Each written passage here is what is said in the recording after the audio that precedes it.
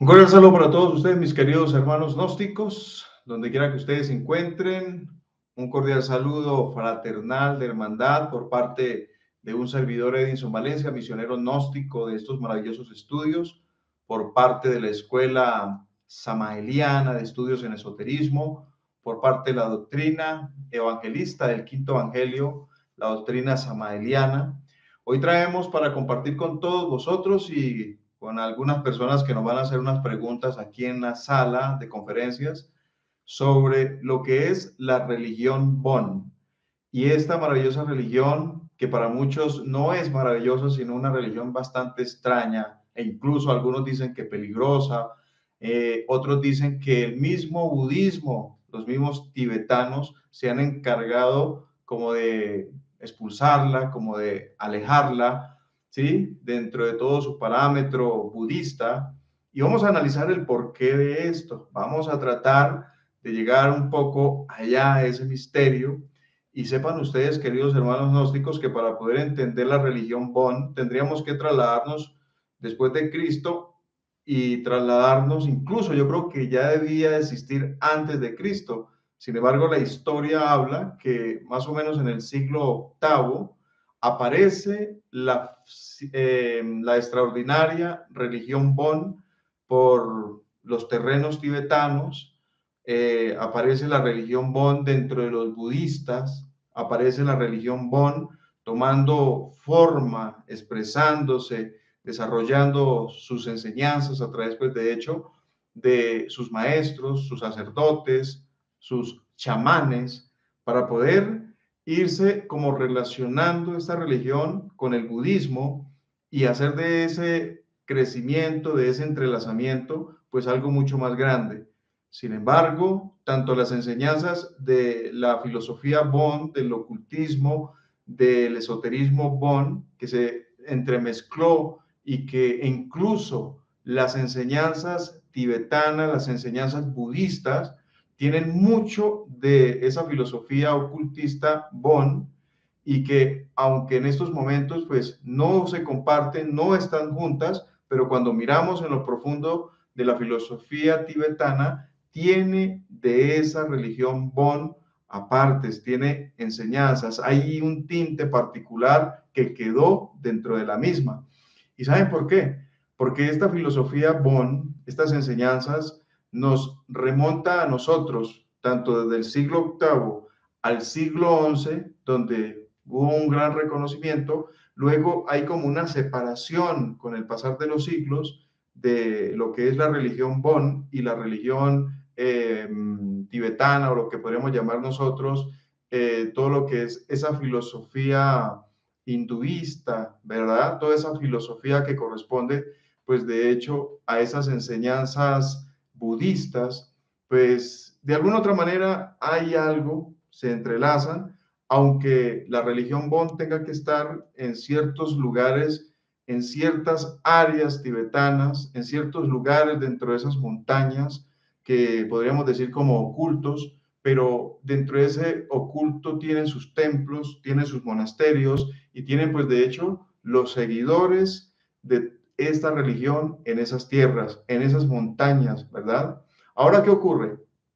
Nosotros, de entrando a analizar un poco estos misterios en relación a la religión Bon, el venerable maestro nos habla de ella y deberíamos trasladarnos un poco a las enseñanzas de la gran maestra Elena Petronila Blavatsky.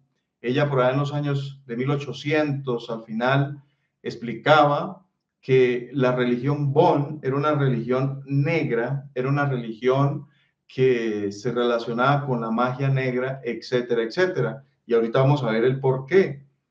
Muchos esoteristas, muchos ocultistas, iniciados, e incluso el maestro Samael repite lo mismo en relación a la religión Bon y a los dupas o dupas, ¿verdad? Porque se relacionan estos dos allá en las tierras tibetanas, en el oriente, en la India, en el Tíbet.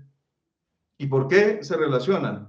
Porque hay un parecido, pero realmente dentro del tinte, dentro de su profundidad, dentro de su parte esotérica, religiosa, son muy diferentes. Entonces, los esoteristas siempre repetían como que ellos eran negros y tanto los Bons y los Dupas, pues realmente se relacionaban, y así lo enseñaba la maestra Blavatsky, y así lo enseñaron muchos esoteristas, y así incluso lo expresó el maestro Samael en alguna de sus obras. Pero luego de pasado un tiempo, luego de investigaciones, de estudios, el venerable maestro Samael dice: una cosa son los dupas del Oriente, de la India, del Tíbet, que practican el mecanismo de la magia sexual con derrame de energía, con pérdida del Entsemenis. Esto es una realidad, lo dice él, pero es muy diferente la religión Bon, que es una religión que practica la ciencia alquimista sin derrame del Entsemenis para poder despertar los misterios de la Devi Kundalini, de la Divina Madre, de la serpiente ígnea, como dice él, de los mágicos poderes. Entonces, él dice: es el momento de hacer la diferencia. No podemos seguir pensando que los Bons son igual a los Dupas y que hacen parte con lo mismo y que son religiones iguales en relación a enseñar los misterios de hacer que la serpiente descienda a través del derrame del vaso hermético. Entonces, cuando el maestro explica esto dentro de una de sus obras, incluso les puedo decir a ustedes que una de ellas es Tarot y Cábala. Él lo habla en una parte muy especial, y también por ahí hay otras enseñanzas que él vuelve y suelta en relación como a tratar de aclarecer, ¿no? De explicar lo que había dicho años atrás de que era una religión negra, y realmente se amplía este concepto y hace la diferencia. ¿Para qué? Pues para que no sigamos repitiendo lo que la venerable HP explicara en su momento sobre que las dos religiones son igual. Hay que hacer esa diferenciación y vamos a analizarlo el por qué. Porque la religión Bon es una religión que, como les digo, trabaja con los misterios de la castidad, trabaja con los misterios de la transmutación.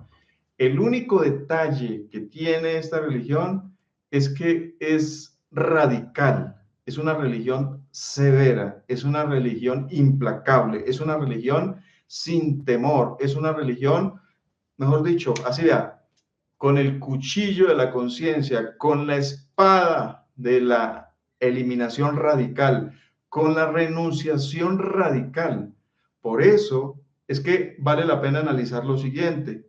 En alguna de las conferencias que le compartíamos a ustedes, les daba unas explicaciones, les enseñaba algo maravilloso en relación a la diosa Kali, que a través de la historia siempre la han representado como una diosa negra, como una diosa que es seguida, adorada dentro del campo de la magia negra, del ocultismo, podríamos decir, tenebroso, pero que cuando lo vemos desde el punto de vista de la realidad que tiene la diosa Kali para el trabajo de la muerte psicológica, entonces se abre un panorama muy diferente. ¿Qué quiere decir? Que cuando vemos nosotros a la diosa Kali rodeada, ¿sí?, con una cantidad de cráneos, con su lengua afuera, sus ojos chispeantes, grandes, con un cuchillo en la mano y y en la otra mano tiene la cabeza de un individuo a la cual pues le arrancó, ¿verdad? Le cortó la cabeza, y toda ensangrentada, toda llena, pues de hecho, de sangre por todo su cuerpo. Pues esto genera miedo, esto genera terror al ver semejante ser, al ver semejante figura tan terrible, ¿verdad? Al ver semejante figura como tan tenebrosa, invadida, ¿sí? Chispeada, untada de sangre, con cráneos por todo el cuerpo, su mirada, el terror de su mirada, con un puñal, un cuchillo, una espada en la mano, y en la otra pues con la cabeza de un difunto a un individuo que se la cortó.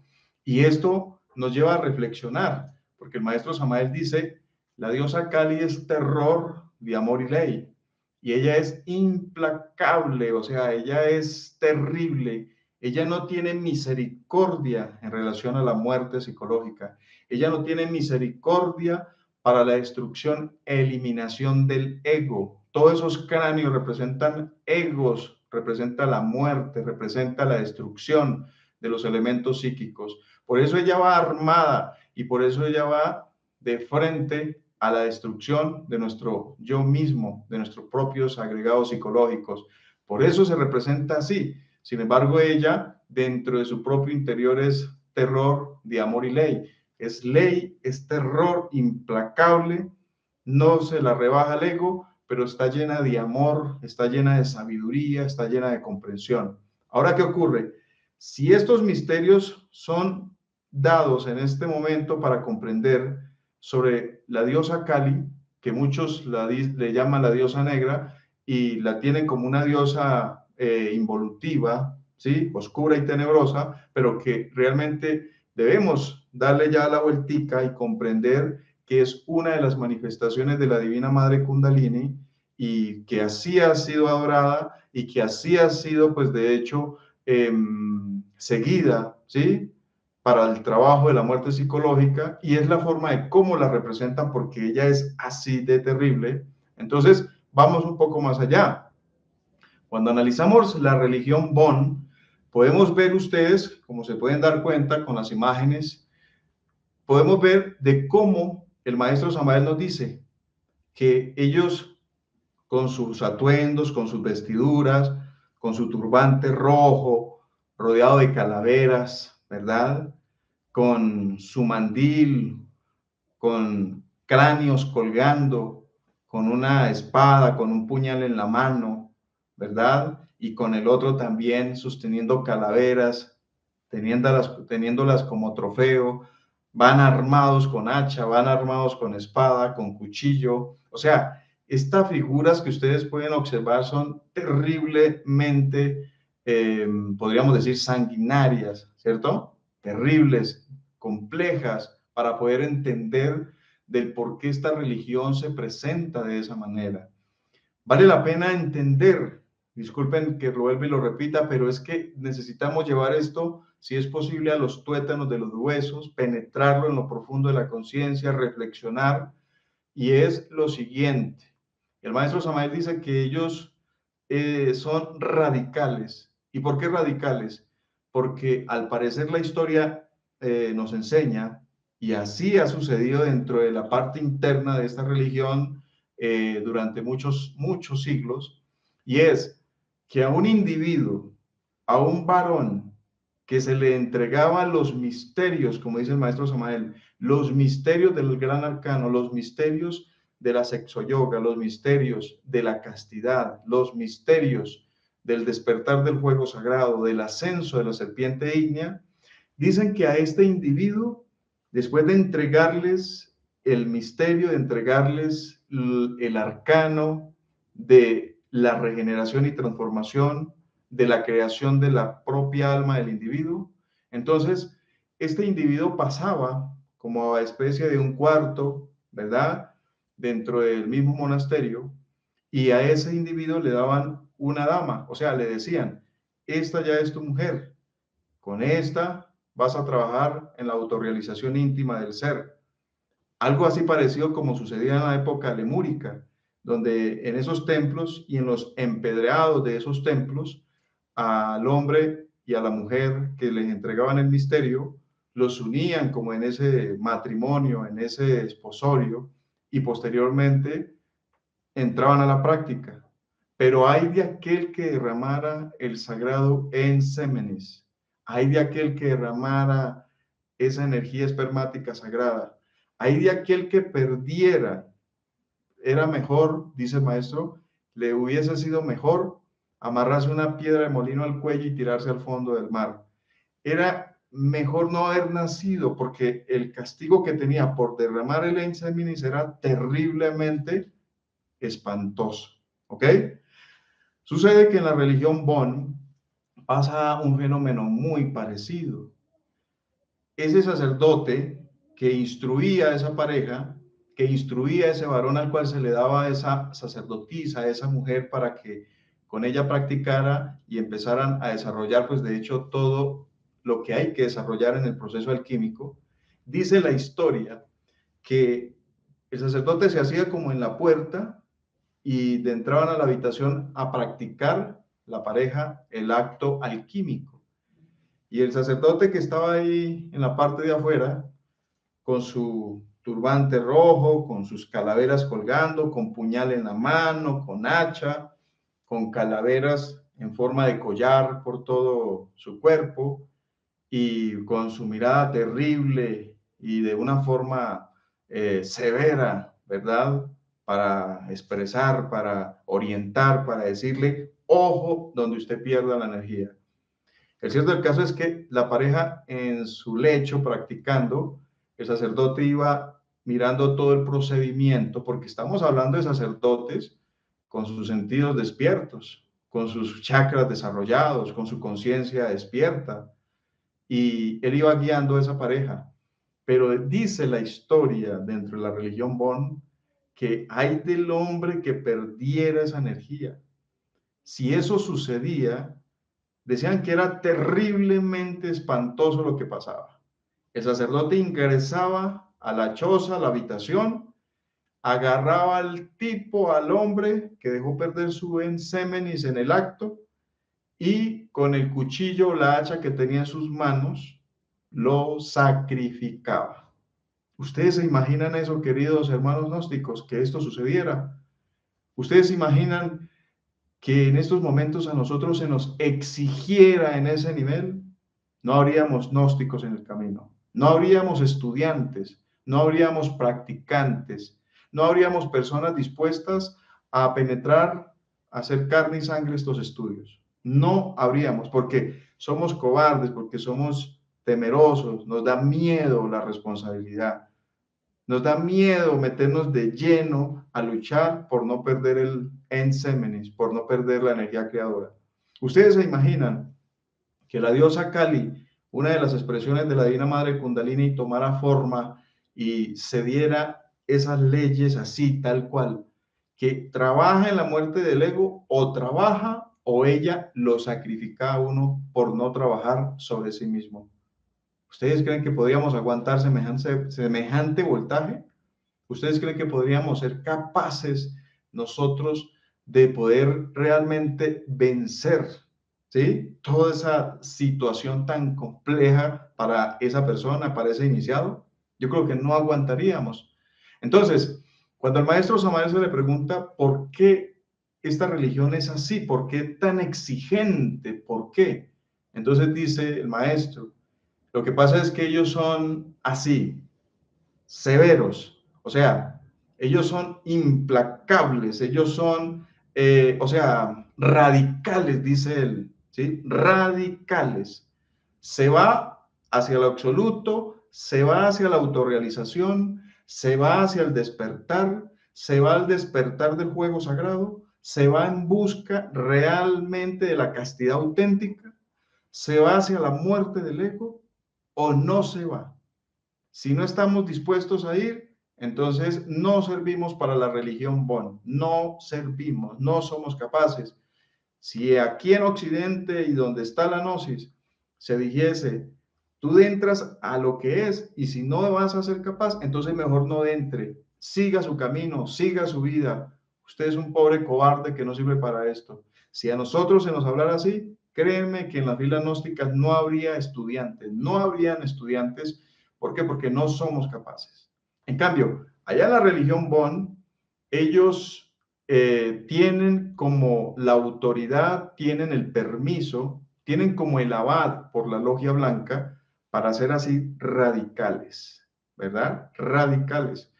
Y esto me parece extraordinario. ¿Por qué? Porque la ley, ¿cómo es la ley de terrible, no? Donde puede haber una religión de ese nivel, lo admite, lo permite para que eso se dé. Y donde no aguanta el personal una psicología tan drástica, pues también lo permite. O sea, la ley es rigor de amor y ley. Eso es la ley cósmica, es amor y ley. Entonces, como amor cede y es maleable, ¿verdad? Y se cede hasta poder alcanzar lo más necesario para ayudar a una humanidad. Y en otros espacios es severa, es fuerte, que también es por amor, pero es muy fuerte, muy implacable, muy radical, cuando una religión soporta ese bagaje, soporta ese nivel.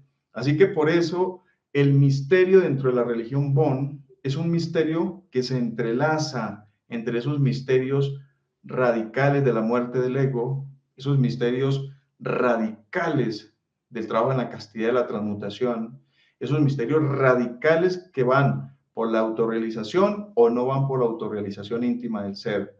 Podríamos decir que dentro de todo ese conocimiento Bon, que hablan de lo superior, de lo divino, de lo sagrado, que tienen el mundo humano y también hablan de ese mundo que corresponde hacia abajo, ¿sí? Hacia esos clifos, a esas infradimensiones, porque conocen sobre esos misterios esta religión.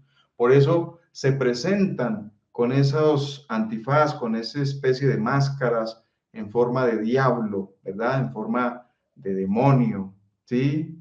En forma de daimon, en forma de ese campo interno que todo ser humano lleva dentro.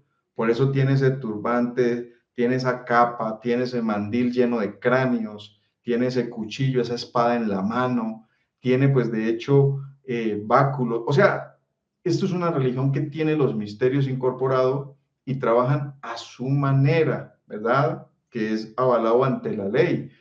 Y me parece extraordinaria, me parece radical, como dice el maestro, avalada por la logia blanca, pero que saben para dónde es que van, ¿verdad? Para dónde es que van. Ahora, ¿qué ocurre con todo esto?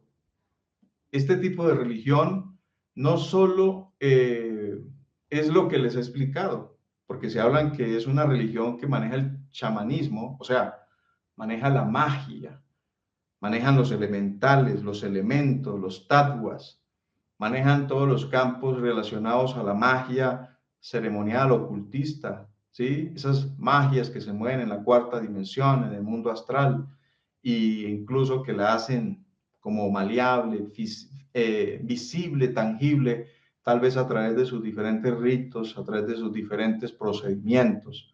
Así que, queridos hermanos gnósticos, esa es realmente la diferencia que debemos dar nosotros entre los bombos o los bons y los dupas, ¿verdad? Hay que hacer la diferencia total.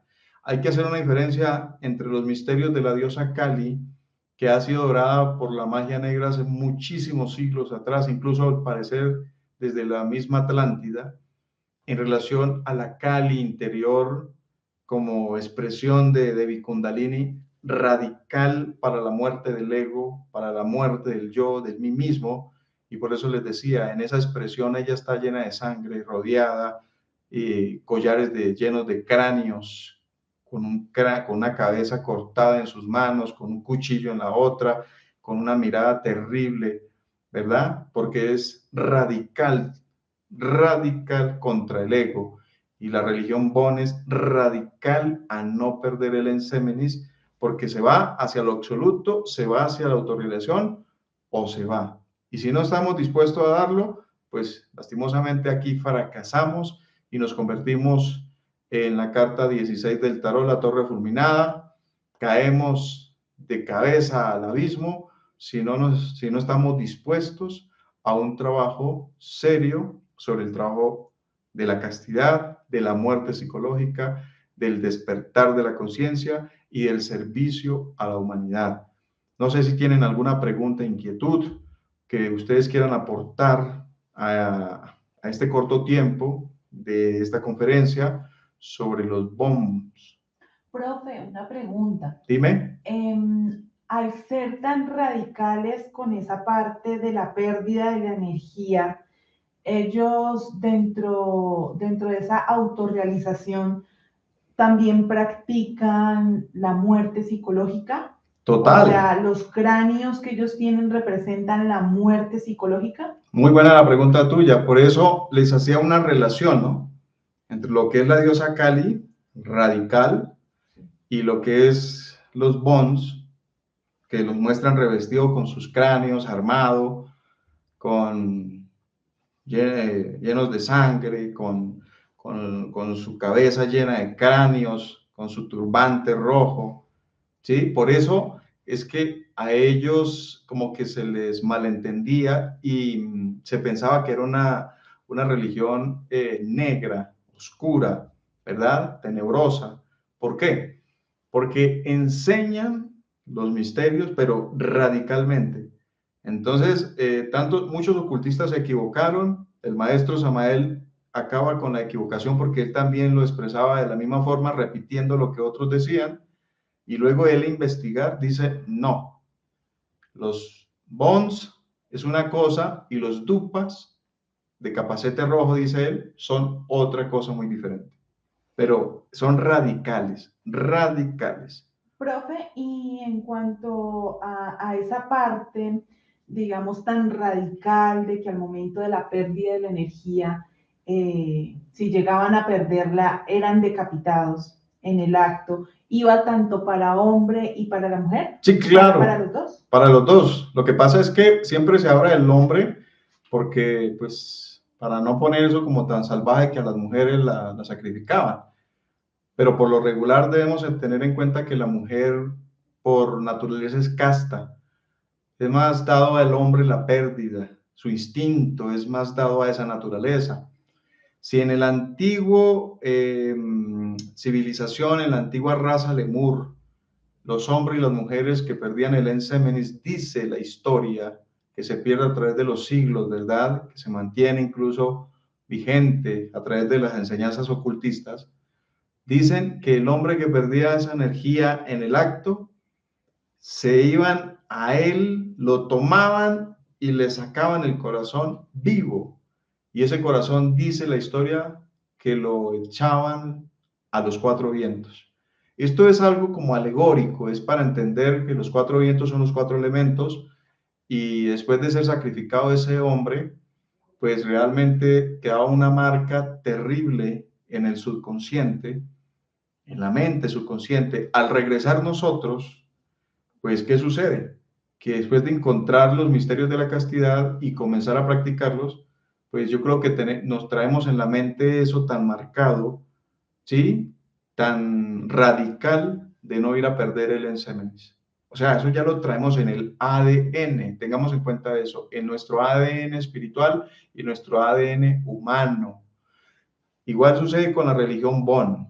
Si esto se le hacía o está haciendo todavía, si es menester todavía que lo hagan, que hoy es más complejo, mucho más difícil, y yo creo que por eso ha sido la persecución de esta religión durante mucho tiempo. ¿Y es por qué?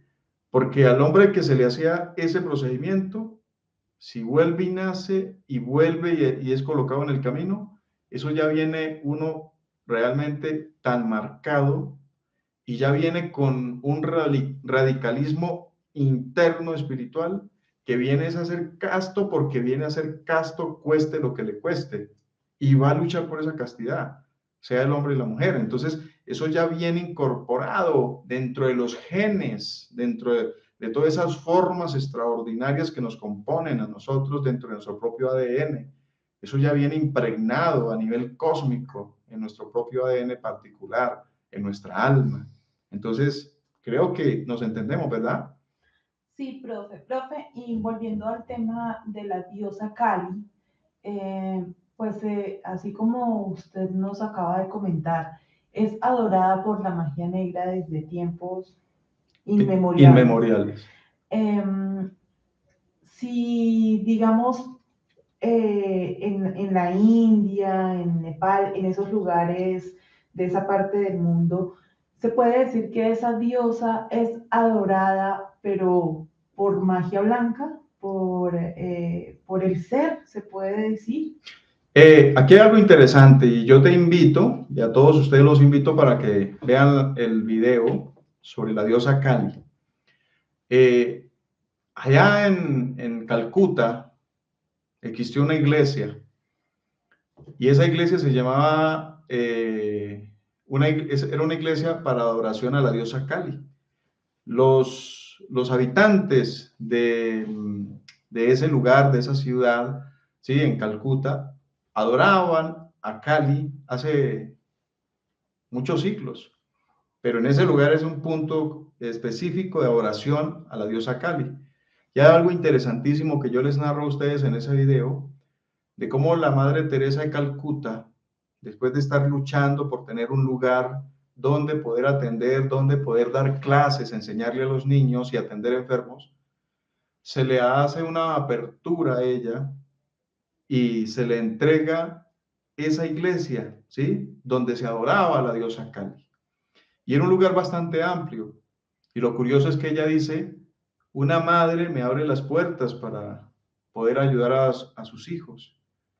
Y muchos seguidores de la religión Kali, ¿sí? De la diosa Kali, pues reaccionaron contra ella, que como que una religiosa católica se fuera a meter a su templo, pero es que el templo no estaba sirviendo desde el punto de vista que no estaba activo, estaba cerrado, lo habían cerrado. ¿Por qué? Porque pues como hay una parte radical por sus seguidores y esto no gusta a las mayorías, entonces, ¿qué sucedió? Que a ella se le entregó esa iglesia abandonada y ella la acomodó, la organizó y ahí empezó a atender muchos enfermos de la calle. Era tanto el amor de esa señora que ella decía, yo simplemente quiero llevarlos a un lugar donde puedan morir de una forma más digna, porque sé que se van a morir, pero que puedan morir de una forma digna, y ella los recogía de la calle a las personas enfermos, flacos, desnutridos, porque no tenían comida. Y allá los trataba y así fue creciendo, la fueron apoyando y ayudó a niños enfermos, ayudó a mucha gente con muchas limitaciones, con muchos problemas. Pero a ella se le abrió fue la puerta de la iglesia de la Madre Kali, de la diosa Kali, ¿verdad? Y allá había un monumento, había como una estatua de ella rodeada con cráneos y su forma como siempre la presenta. Pero fíjense, queridos hermanos, que la divinidad sabe cómo hacer las cosas. Es una representación radical, pero en el interior es terror de amor y ley. Y ella abrió las puertas para recibir a todos sus hijos allá en Calcuta, y el instrumento para eso fue la Madre Teresa de Calcuta. Por eso le llaman la Madre Teresa de Calcuta, porque allá fue donde comenzó su misión, en ese lugar, y quien le abrió las puertas internamente y físicamente fue la diosa Kali. Queda claro, ¿no? Sí, sí, señor. Profe, y bueno, digamos otra pregunta. Dime. ¿Hay un desdoblamiento o bueno, o se podría decir otra representación de la diosa Kali entre terror y amor?